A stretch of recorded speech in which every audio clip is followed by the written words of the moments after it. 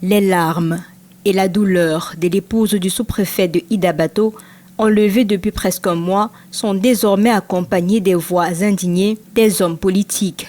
Maurice Kamto, dans une déclaration publique, s'interroge sur l'absence de manifestation d'empathie et de solidarité nationale envers la famille de Roland Ewane.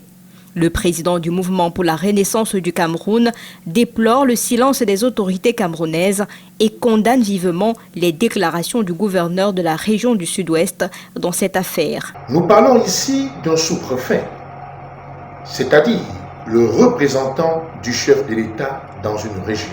La famille s'est rapprochée du gouverneur de région qui leur a dit « restez calme, restez serein » et a même évoqué Dieu en leur disant « priez et remettez tout entre les mains de Dieu ».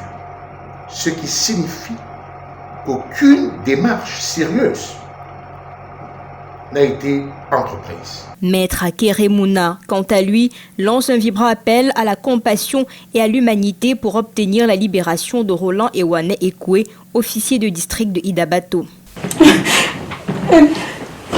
Face à cette situation critique, le parti au pouvoir exprime sa compassion, mais pense tout de même qu'il est impératif de résister à tout chantage. En matière de prise d'otages et de demande de rançon, vous savez, les États qui sont radicalement opposés au terrorisme ont le même principe.